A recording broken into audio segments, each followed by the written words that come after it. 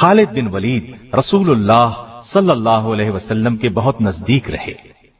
انہوں نے اسلام کے دشمنوں کے خلاف ہر جہاد میں حصہ لیا۔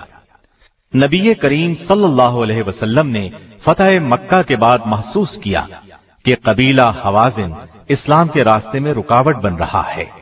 آپ نے 12,000 مجاہدین کے ساتھ ان لوگوں پر چڑھائی کی اور انہیں سبق سکھایا۔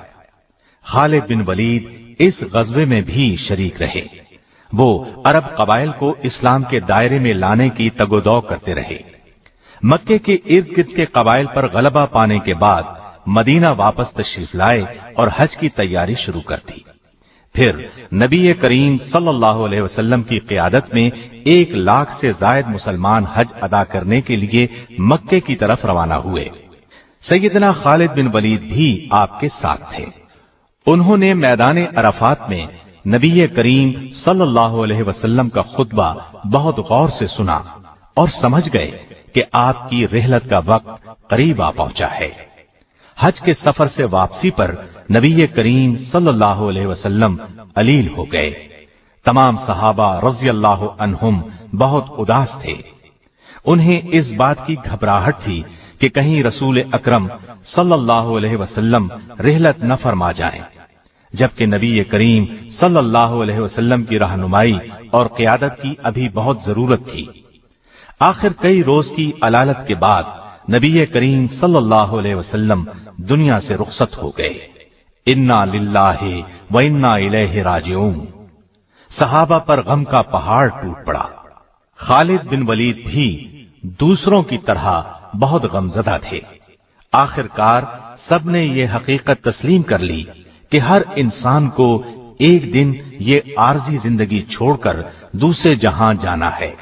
نبی کریم صلی اللہ علیہ وسلم کے بعد سیدنا ابو بکر صدیق رضی اللہ عنہ کو خلیفہ منتخب کر لیا گیا۔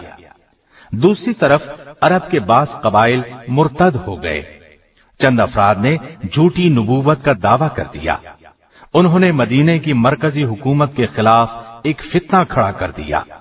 خلیفہ اول سیدنا ابو بکر نے مرتدوں کو سبق سکھانے کا فیصلہ فرمایا۔ ان سے مقابلے کے لیے ایک فوج تیار کی۔ طلیحہ بن خویلد وہ ناہنجار شخص تھا جس نے نبی کریم صلی اللہ علیہ وسلم کے بیمار ہونے کی خبر سنتے ہی نبوت کا دعویٰ کر دیا تھا۔ سیدنا ابو بکر صدیق نے خالد بن ولید کو پہلے اس کی طرف روانہ کیا۔ آپ منزل پر پہنچے اور طلیحہ اور اس کے پیروکاروں کو شکست فاش دی۔ خالد بن ولید اس کے بعد مدینہ طیبہ پہنچے۔ صدیق اکبر نے مہاجرین اور انصار کے ایک لشکر کو ان کی قیادت میں دیا اور مسیلمہ کذاب کے مقابلے میں روانہ کیا۔ یہ بھی جھوٹی نبوت کا دعوے دار تھا اور اس نے اپنے گرد بے شمار مرتد جمع کر لیے تھے، گویا ایک لشکر اس کے ساتھ تھا۔ سیدنا خالد بن ولید سے پہلے اکرمہ بن ابی جہل اور شرابیل بن حسنہ کی فوج مسیلمہ سے شکست کھا چکی تھی۔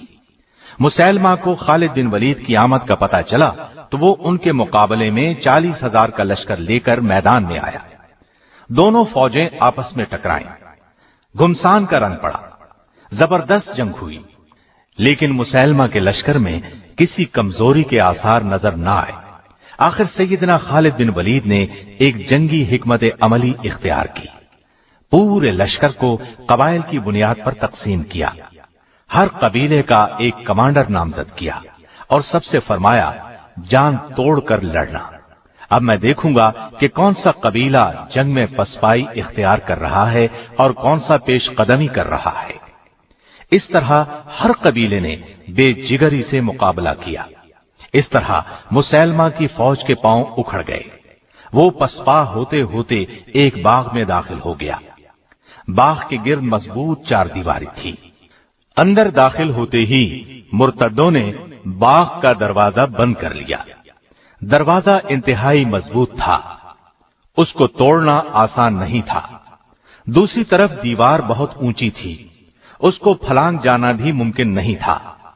مسلمانوں نے باغ کو چاروں طرف سے گھیر دیا اور دروازہ توڑنے کی کوشش کی، لیکن دروازہ نہ ٹوٹا۔ یہ صورتحال دیکھ کر ایک صحابی سیدنا برا بن عازب نے جذبہ جہاد سے سرشار ہو کر اپنے ساتھیوں سے کہا، مجھے اٹھا کر دیوار کے اوپر سے باغ میں پھینک دو۔ مسلمانوں نے ایسا ہی کیا، ان کو ہاتھوں اور پیروں سے پکڑ کر جھولا دیا اور اچھال دیا۔ یہ دیوار کے اوپر سے ہوتے ہوئے عین دروازے کے دوسری طرف باغ کے اندر گرے۔ یہ نڈر، پھرتیلا، بہادر، جفاکش اور جانباز صحابی فضا میں لہراتا باغ میں گرا تو مسیلمہ کی فوج میں بھگدڑ مچ گئی۔ انہوں نے خیال کیا کہ نہ جانے آسمان سے کیا بلا نازل ہوئی ہے، لیکن سیدنا برا بن عازب نے فوراً دروازہ کھول دیا۔ دروازے کا کھلنا تھا کہ لشکر اسلام نعرہ تکبیر لگاتا ہوا دشمن پر ٹوٹ پڑا۔ ایک بار پھر گھمسان کی لڑائی شروع ہو گئی۔ مسیلمہ کذاب وحشی بن حرب کے ہاتھوں مارا گیا۔ یہ وہی وحشی بن حرب ہیں جن کے ہاتھوں غزوہ احد میں سیدنا حمزہ رضی اللہ عنہ نبی کریم صلی اللہ علیہ وسلم کے پیارے چچا نے جام شہادت نوش فرمایا تھا۔ اس کے بعد یہ وحشی بن حرب مسلمان ہو گئے تھے، اور آج ان کے ہاتھوں اسلام کا یہ بدترین دشمن اپنے انجام کو پہنچا۔ اس کے علاوہ اس کی فوج کے قریباً 1000 افراد بھی مارے گئے۔ باغ کے اندر ہر طرف لاشیں دکھائی دے رہی تھیں۔